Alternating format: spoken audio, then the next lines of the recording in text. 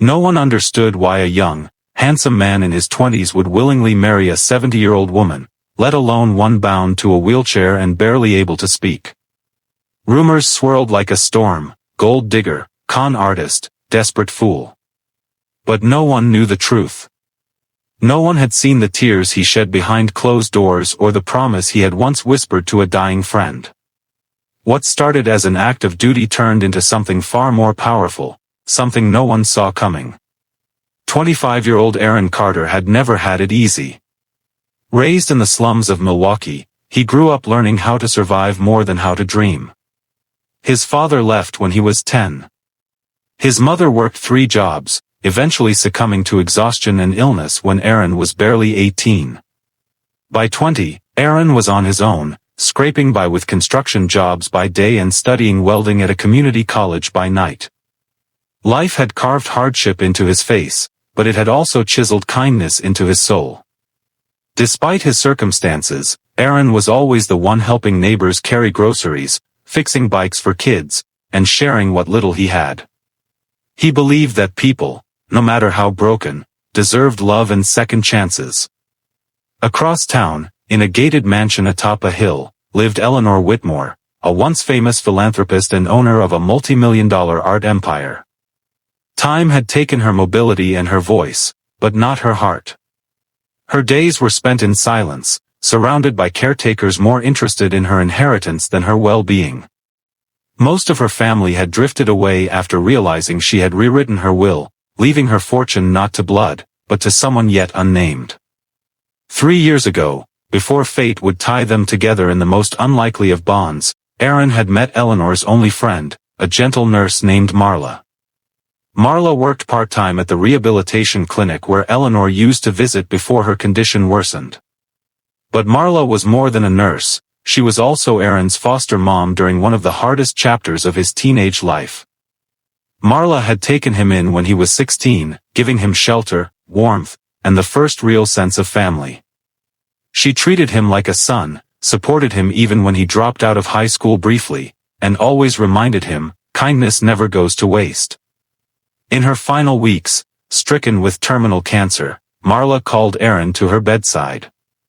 "I have one last request," she whispered. "Eleanor, she saved my life once.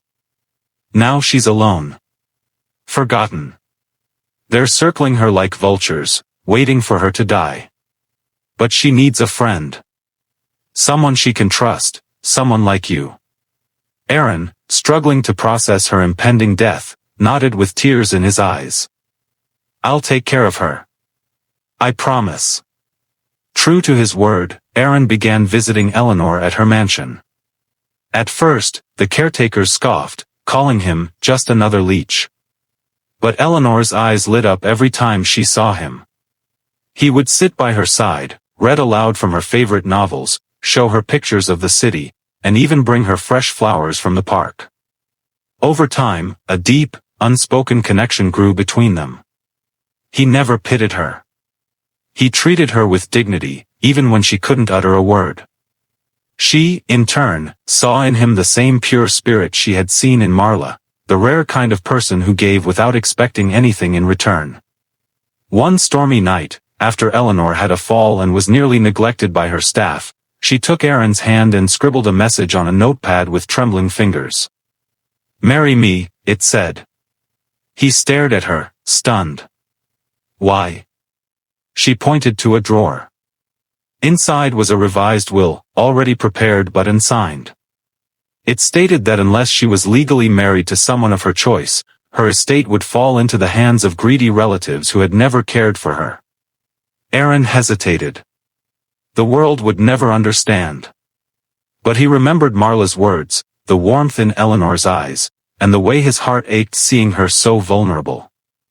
And so, quietly, without announcement or fanfare, he said yes. The wedding was simple. No guests. No suits or gowns. Just a minister, Eleanor in a pale shawl, and Aaron holding her hand, promising not to love her as a wife, but to protect her as a friend. The news exploded a week later. Tabloids called him a fraud. Online commenters hurled hate. strangers pointed fingers. But Aaron ignored it all. He knew the truth, and so did Eleanor. Over the next few months, Aaron transformed her world. He replaced her indifferent caretakers with compassionate ones. He invited children from local schools to visit and learn about art in her mansion. He even built a small garden for her to watch from her window, filled with wind chimes and butterflies. And he stayed by her side, every morning and every night, reading stories and making her laugh in ways no one had done in years. But life had more to unfold. One afternoon, while helping Eleanor rest, Aaron received a call from a distressed voice. It was about a 6-year-old girl found wandering near a shelter, traumatized, barefoot, and shivering. Her mother had collapsed nearby and was in critical condition. The child had one name on her emergency contact form, Aaron Carter. It was Jenna, a little girl he had once tutored as a volunteer in a city reading program. Her mother, Lacey, had been a victim of domestic abuse, often hiding her bruises with makeup and excuses. Aaron had tried to help them both years ago, but they vanished one night, only to reappear now, broken and scared.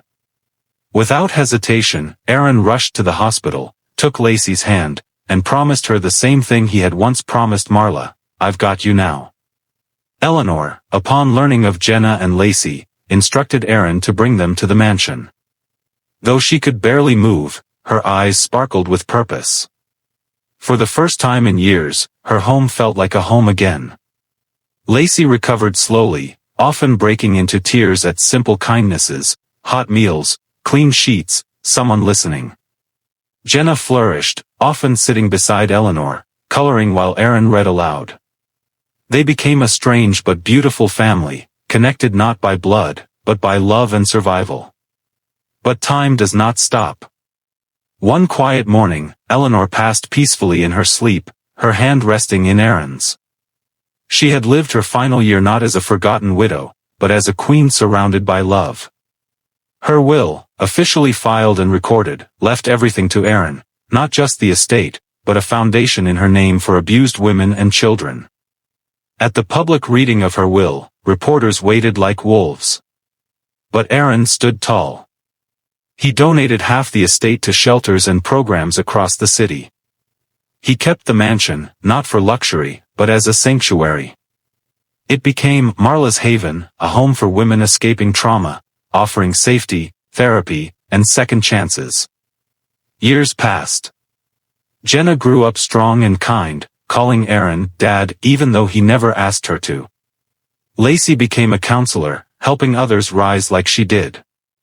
And Aaron, once the poor young man judged for marrying an old millionaire, became a quiet legend in the city, a man who turned ridicule into redemption.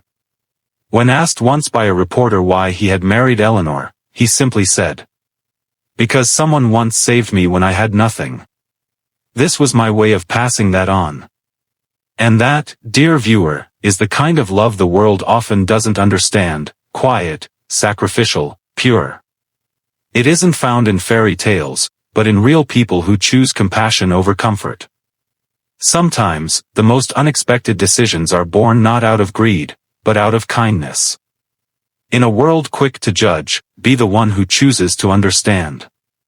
Because one act of compassion can change a life, a family, a future. If this story touched your heart, don't forget to like, share, and subscribe to Pure Kindness Stories, where every story is a reminder that love still lives in the hearts of everyday heroes.